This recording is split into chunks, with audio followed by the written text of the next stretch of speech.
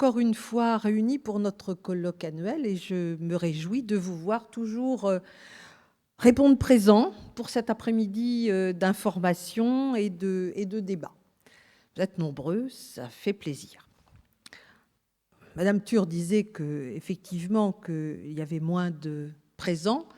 Il est vrai que nous avions eu par le passé, dans le colloque du CODERPA, un nombre parfois très impressionnant de participants, mais c'était une autre époque où effectivement il n'y avait pas autant de distractions qui empêchaient les gens de venir se réunir. Alors le sujet de cette année n'est pas au premier abord un sujet qui engendre la franche rigolade, mais nous allons tenter de l'aborder de la manière la moins morose possible. Alors le diabète, c'est une maladie trop souvent méconnue pour soi-même, mais dont on parle pourtant souvent dans les médias. Alors, pourquoi ne s'inquiète-t-on pas pour soi-même alors qu'on s'informe régulièrement ? Alors, les médias parlent d'une pandémie, donc une épidémie mondiale, pire qu'Alzheimer. Alors, on se demande, dès le moindre trou de mémoire, on se demande si on n'a pas la maladie d'Alzheimer, mais on ne s'inquiète pas, ou du moins pas vraiment, de son taux de sucre dans le sang. C'est un petit peu bizarre, non ? Enfin, bon.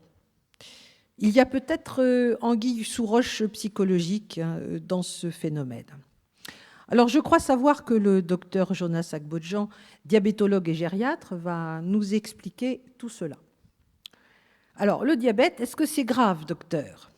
Ben oui, c'est grave. Mais alors, qu'est-ce qu'on peut faire pour ne pas l'avoir ou bien pour éviter les complications ?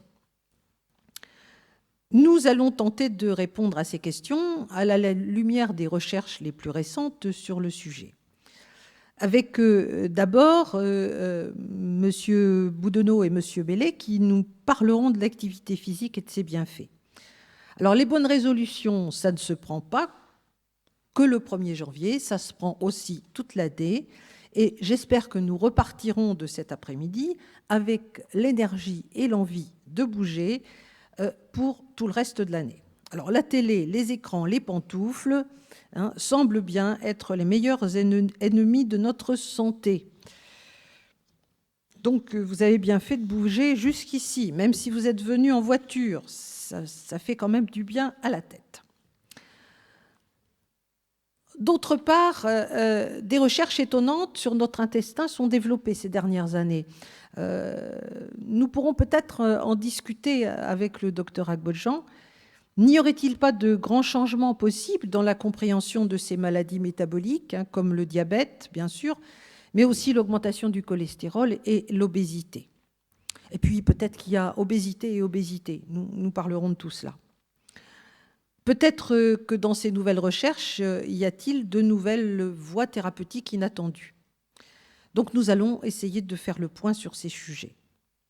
Et puis finalement, c'est aussi le mode d'alimentation occidental qui est montré du doigt par tous les chercheurs. La malbouffe, que je qualifierais d'américaine, parce que quand même elle nous vient un petit peu de là-bas, qui a tendance à envahir progressivement le monde, réussit actuellement l'exploit de faire diminuer l'espérance de vie des Américains. C'est le seul pays, je crois, je n'ose pas dire de bêtises, mais leur espérance de vie globale diminue. En France, nous avons la chance d'avoir des traditions alimentaires et culinaires qui nous protègent encore de ce fléau. Mais jusqu'à quand ? Les retraités sont la dernière génération qui n'a pas été élevée au McDo. Et je pense que nous avons un rôle capital à jouer dans nos familles. Il est quand même incroyable que la récompense pour un enfant qui a été sage, ou qui fête son anniversaire, ou qui réussit un exploit sportif, eh bien, sa récompense, c'est de l'emmener dans un endroit où on lui abîme la santé. Combien de grands-parents, pour faire plaisir à leurs petits-enfants, dire « Demain, je vais t'emmener au McDo ». Enfin, on pourrait peut-être aussi bien les emmener visiter une usine chimique, comme celle qui a explosé il n'y a pas longtemps, ou se promener au milieu des pots d'échappement. Ça serait pareil. Alors heureusement, je crois que nous ne sommes pas totalement idiots et nous pouvons agir.